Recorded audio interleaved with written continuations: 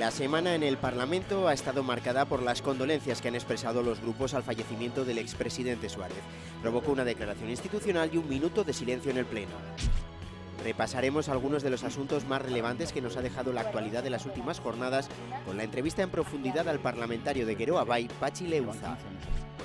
Y continúa en el Parlamento el seminario sobre el convenio económico. Esta semana ha sido el turno de dos expresidentes forales, Juan Cruz Allí y Miguel Sanz, que defendieron la validez del autogobierno fiscal. ¿Qué tal? ¿Cómo están? Bienvenidos al Parlamento de Navarra, una semana en la que se ha hablado y mucho del expresidente Suárez. Todos los grupos políticos han destacado su papel como figura política, excepto Bildu y Aralar Bai. Una semana además en la que la oposición ha seguido pidiendo a la presidenta Barcina la convocatoria de elecciones. Barcina respondía así. La presidenta Barcina ha puesto cifra a la probabilidad de que en Navarra haya adelanto electoral. Un 0,1% siempre. Me puede atropellar un coche cuando salga de aquí. Puedo tener un accidente, espero no tenerlo, pero por eso les digo que ya, no me atrevo a decirles al 100% nada, también porque soy de ciencias, al 99% sí o 99,9%. Una probabilidad mínima, pero que no descarta porque hasta el 31 de marzo todo es posible. Nada ha cambiado para convocar elecciones, que es lo que están pretendiendo en estos momentos pues algunos grupos para lograr su objetivo. En cualquier caso, insiste en que unas elecciones no arreglan nada mientras la oposición sigue pidiendo que las convoque. Si algo ha acreditado este gobierno es que es bastante imprevisible, pero bueno, en el supuesto de que cumplan la palabra, que a mí me parece un error que no haya unas elecciones. Adelanto electoral que hace que vuelvan a sonar los ecos de la Comisión de Investigación sobre Hacienda. Si no hubo una comisión de un delito ahí, es porque los técnicos de Hacienda no accedieron a que se les doblase la voluntad, si no hubiese habido un delito de prevaricación clarísimo, en este caso incluso de cohecho. No es que parezca, es que se han descartado esas irregularidades. El fiscal del Tribunal Supremo pues también dice lo que era predecible y lo que se descartó ya en el Parlamento. Vuelven a cruzar declaraciones mientras ambos apelan al consenso del que tanto se ha hablado en los últimos días. Que ese espíritu de Suárez, del que tanto estamos hablando, de Adolfo Suárez, pues llegue también al Parlamento de Navarra. Para que se generen consensos tiene que haber un elemento que es esencial y fundamental, que es el elemento confianza, y eso en esta legislatura pues está absolutamente dinamitado y es una realidad. Así que también, a la mínima, reducen la probabilidad de consenso quienes fueron socios de gobierno.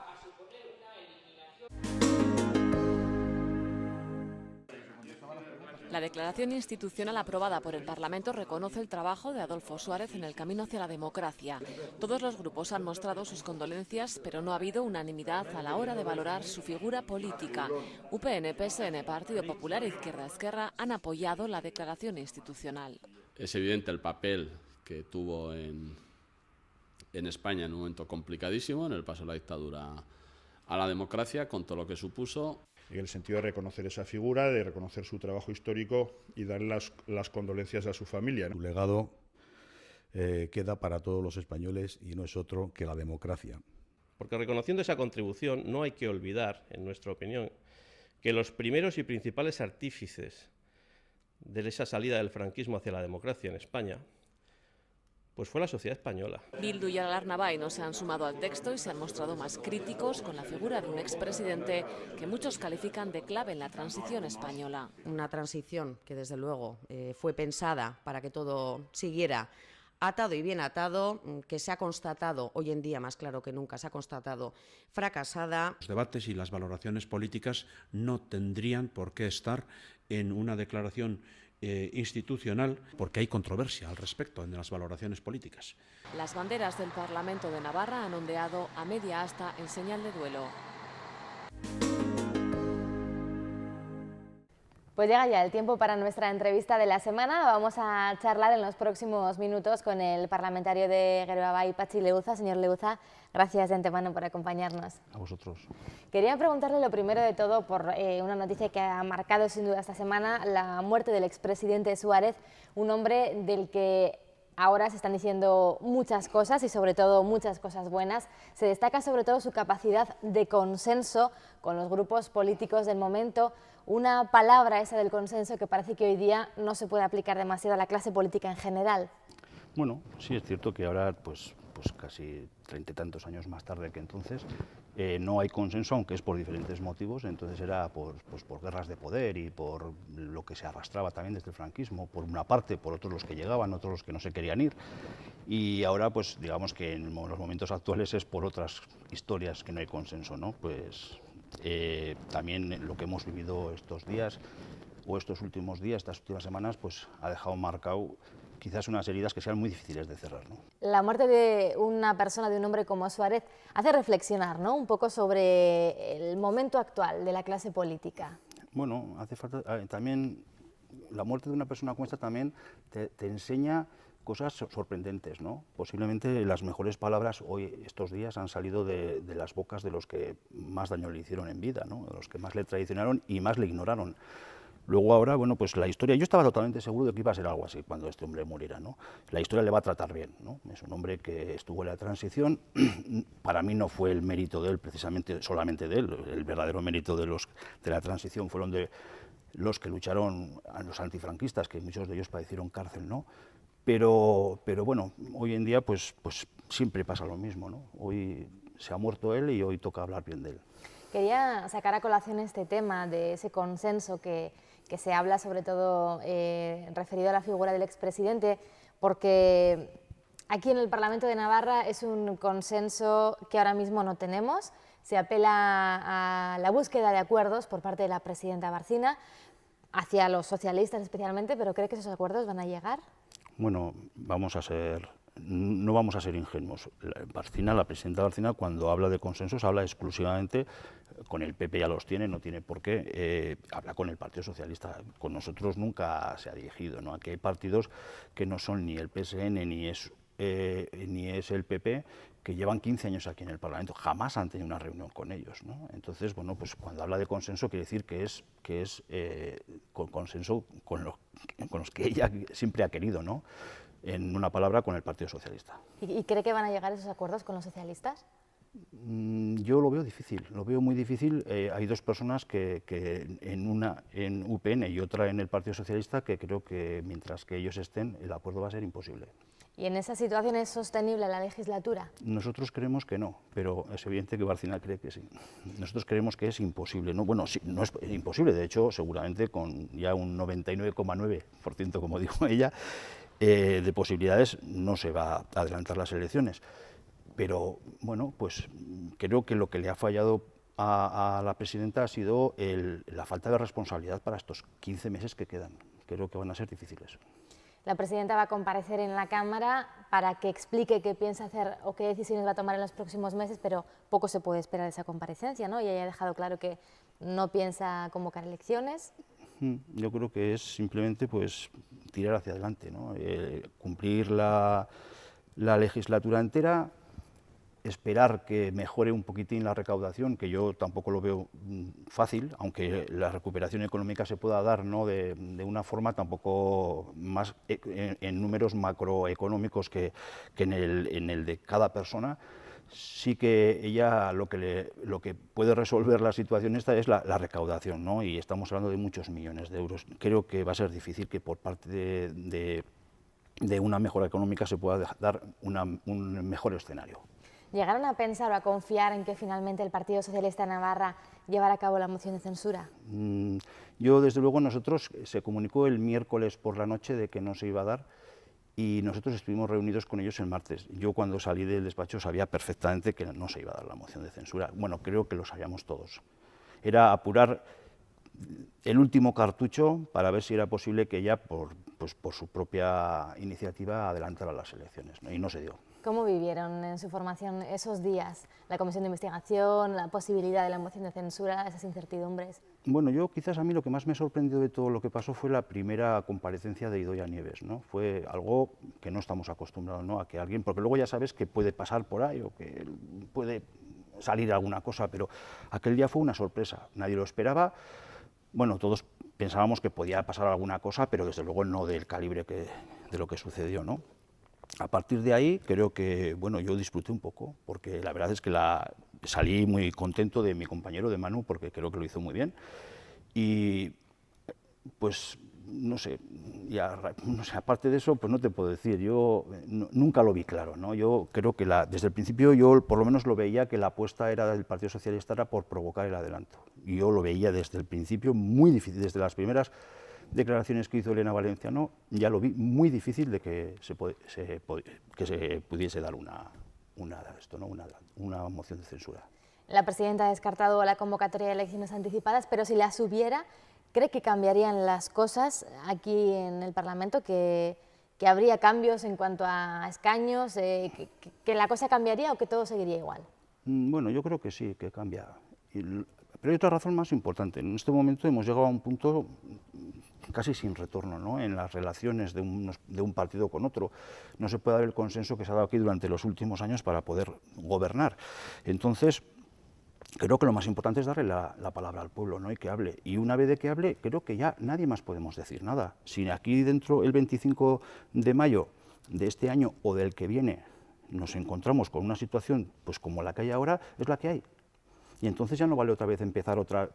será, si UPN repite 19 escaños, es que la población quiere que tenga 19 escaños. Y si nosotros tenemos los que sean, pues será los que sean. Y así, y si el Partido Socialista aumenta o disminuye, pues cada uno le pone el tiempo en su sitio, a todos además. Pero el escenario será el que en ese momento se dé. En este momento estamos en una situación en la cual la presidenta Barcina está como presidenta gracias a los votos del Partido Socialista, que luego le retiraron la confianza, y se lo han dicho muchas veces. Entonces, yo creo que el gobierno que hay ahora es, de alguna manera, ilegítimo. ¿Qué le parece que el motivo por el cual no se haya llevado a cabo la moción de censura sea ese apoyo de Bildu, esos votos de Bildu que necesita el Partido Socialista? Yo creo que será una excusa que se vende bien en Madrid. Es cierto, quizás tenga un poco de razón lo que dice Roberto Jiménez ahí, ¿no? Todavía en Madrid sirve ese mensaje, y Barcina lo sabe muy bien, lo ha utilizado desde el primer día hasta el último. Ella ha manejado todos los hilos que podía manejar, las televisiones que podía estar, y me imagino que en sitios donde no sabemos nadie que ha estado, ¿no? Y bueno, pues lo ha utilizado porque sabe que funciona. O sea, ella sabe perfectamente que aquí se llegan a acuerdos con Bildu, tanto nosotros como UPN, como el Partido Socialista, y no pasa absolutamente nada. Sabía perfectamente que no eran necesarios los votos para crear un gobierno, simplemente eran coincidir en votos. Eso lo sabía, pero bueno, y luego tiene altavoz donde tiene. Está claro. Entre tanto, el Parlamento tiene que seguir trabajando, tiene que seguir aprobando leyes. Muchas de las leyes, muchas de las que se han aprobado, creo que ya son 11, han sido recurridas por el Estado. Navarra es la comunidad con mayor número de leyes recurridas. Sí, bueno, será también porque será la comunidad que más leyes ha llevado adelante, ¿no? Bueno, pues desgraciadamente nos estamos dando cuenta de que el Estado pues, no cree demasiado en las autonomías. En concreto, este gobierno de Rajoy es centralista, pero 100% además, y bueno, si fuese por ellos yo creo que hasta quitaría las autonomías, ¿no? Pero bueno, y ella no va a permitir que cada uno haga pues buenamente lo que le parece más conveniente, ¿no? Y lo que además sus propias leyes lo reconocen, ¿no? Y están recurriendo una detrás de otra, pues porque yo creo que por centralismo, puro y duro además. Una de esas leyes que está recurrida por parte del Gobierno central y suspendida cautelarmente es la llamada Ley Antidesahucios, que se aprobó aquí en esta Cámara con la intención de que se pudiera expropiar temporalmente viviendas a los bancos. El Tribunal Constitucional dice que eso puede generar una imagen de incertidumbre de cara a Europa y mala imagen de los bancos, por eso de momento está suspendida cautelarmente. Bueno, es una cosa, pues a mí me sorprende, ¿no? Pues porque el Tribunal Constitucional ni siquiera da un argumento de que vaya en contra de algún artículo de la Constitución. O sea, ha dicho pues cosas tan peregrinas como que es que va en contra de la filosofía del Fondo Monetario Internacional. Pero, o sea, ¿para qué está el Tribunal Constitucional? ¿Para velar por los intereses del FMI, ¿para qué está? No va en contra de ningún artículo de la Constitución. O sea, por lo tanto, pues creo que sobra lo demás, ¿no? ¿Confía en que ese recurso finalmente no sea aceptado? Bueno, la intención a veces no es simplemente el que al final no salga la ley, sino que es, bueno, pues cuánto tiempo puede tardar ahora, ¿eh? Si esto puede estar años en el Tribunal Constitucional. Suspendido. Puede que para cuando ya sea la sentencia, pues igual, ojalá no sea necesaria ya una ley como esta, ¿no? Y eso yo creo que esa es la intención. Quería preguntarle también por otra de las polémicas de esta semana, que es esa anulación de la comparecencia del presidente de la Che, que iba a comparecer voluntariamente en la Cámara, por todos los problemas que está habiendo en la ladera del pantano, pero que la delegada del Gobierno ha anulado, no quiere que comparezca. Pues es un poco sorprendente, ¿no? Porque lo cierto es que el presidente de la Che no tiene obligación de venir, él no tiene que rendir cuentas al Parlamento de Navarra, ¿no? Pero el Parlamento lo ha solicitado y entonces él voluntariamente iba a venir. No es, yo creo que no, o sea, no es por algo, ¿no? Aquí no se da puntada sin hilo. Yo creo, sinceramente, que la delegada ha decidido, no ella precisamente, seguramente, porque no van bien las cosas de Yesa, no van bien, y no les interesa que se hable aquí en sede parlamentaria. Nosotros estuvimos viendo la obra, hemos podido comprobar que los deslizamientos siguen, que es imposible volver a las casas donde están ya arruinadas y que se están invirtiendo un montón de millones en que nadie sabe muy bien si va a servir para algo, ¿no? Y todo eso, pues yo creo que no merece la pena hacerlo público. Eso es lo que yo creo que han pensado y no es que haya sido la Carmen Alba la que ha desautorizado al presidente, sino yo creo que ha sido yo creo que ha sido un mandato. Él se ofreció voluntariamente. Y yo creo que ha sido, pues, desde Madrid, creo que se lo habrán recomendado a Carmen Alba para que lo haga. Señor Leuza, ha sido un placer. Gracias por acompañarnos estos minutos en Parlamento de Navarra. A vosotros. El Parlamento ha acogido esta semana la segunda jornada del primer seminario sobre el convenio económico organizado por la Cámara, la UPNA y la Universidad de Navarra. Coincidiendo con la próxima apertura de las negociaciones tendentes a su renovación, se quiere divulgar así las claves del autogobierno fiscal y tributario en su vertiente jurídica y constitucional. La jornada ha girado en torno a la inserción del régimen de convenio en el sistema europeo y en el sistema constitucional, cuestión sobre la que ha disertado Fernando de la Hucha, catedrático de Derecho Financiero y Tributario de la Universidad Pública de Navarra. E incluye la aportación a fondos de solidaridad interterritorial. Lo digo por salir al paso de algunos comentarios por parte de algunos dirigentes de algunas comunidades autónomas en el sentido de que el régimen de convenio, el régimen de concierto son regímenes insolidarios, cuando dentro de la aportación económica en el caso de Navarra, dentro del cupo, en el caso de Euskadi, va la partida correspondiente, va el porcentaje correspondiente con el cual se dota los fondos de compensación. De la Hucha ha destacado que el convenio económico se ha puesto en duda prácticamente desde el siglo XIX. En este sentido, y para hacer frente a estas críticas, ha considerado que haría falta una labor de pedagogía desde Navarra para explicar qué es un sistema de financiación distinto, pero al mismo tiempo solidario. Que muchas de las críticas que se han lanzado contra el sistema de concierto-convenio, puesto que desde territorio común se suelen identificar, han provenido precisamente de la apertura del melón del sistema de financiación autonómica. Es decir, ha sido abrir el debate y han empezado reiteradamente las críticas al sistema de convenio o de concierto. En todo caso, lo que sí me interesa resaltar es que, primero, el reconocimiento constitucional del convenio económico, que evidentemente garantiza el apoyo institucional, lo que va a suponer a posteriori, y especialmente con una sentencia terrorífica, valga la expresión, del Tribunal Constitucional, a la cual haré alusión, lo que va a suponer es un cierto retroceso en las competencias tributarias de Navarra, por paradójico que parezca. En el posterior debate coloquio han intervenido los expresidentes del Gobierno de Navarra, Juan Cruz Allí y Miguel Sanz. Ambos han rechazado los ataques contra el convenio económico de Navarra y han defendido la solidaridad del régimen foral con el conjunto de los pueblos de España. La mejor defensa es un buen ataque, ¿no? Y defender el convenio no es difícil.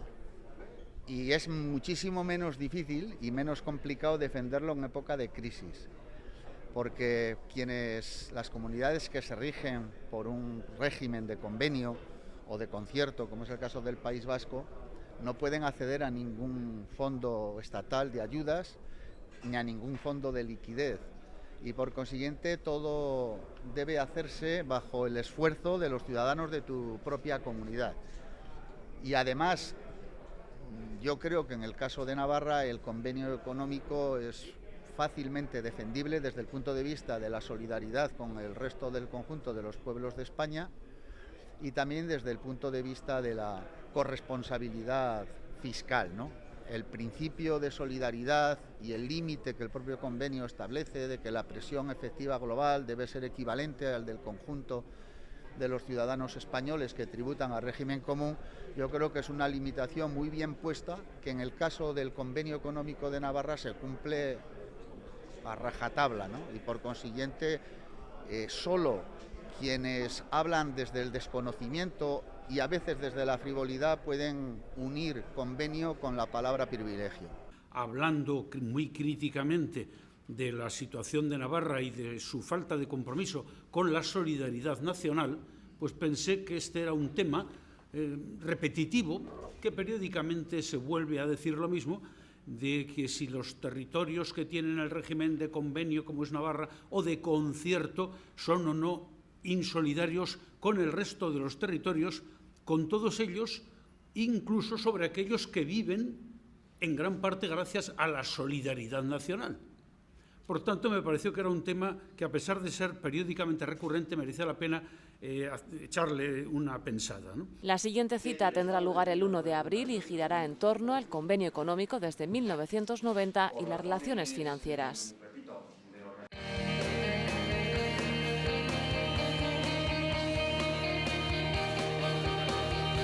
La actividad parlamentaria se inicia este lunes con la celebración de la mesa y junta. Allí se verán, entre otros asuntos, una moción que insta al Gobierno a cumplir las recomendaciones que el Defensor del Pueblo hace para el pago de las ayudas a las energías renovables. Se valorarán los informes sobre la inconstitucionalidad que pesan sobre varias leyes forales, o se pedirá la comparecencia del consejero de Políticas Sociales para que hable de la ley de dependencia.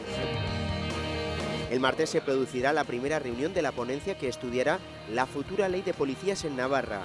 Además, por la tarde, el consejero Morras dará una explicación de la actuación de la Policía Foral el día 13 de abril de 2013 en la Universidad Pública de Navarra. El miércoles, el presidente de la Cámara de Comptos explicará a los parlamentarios forales la actuación del Gobierno en sus funciones inspectoras y de protectorado sobre Caja de Ahorros de Navarra entre los años 1982 y 2011. Esa misma tarde, la consejera Goicoechea hablará en comisión sobre la reforma fiscal y el cuarto plan de empleo. La semana se cerrará en el Parlamento con la comparecencia de la presidenta Barcina el viernes para explicar las actuaciones que va a llevar a cabo tras las conclusiones de la comisión de investigación. Es todo por hoy, así nos despedimos. Les espero la semana que viene. Adiós.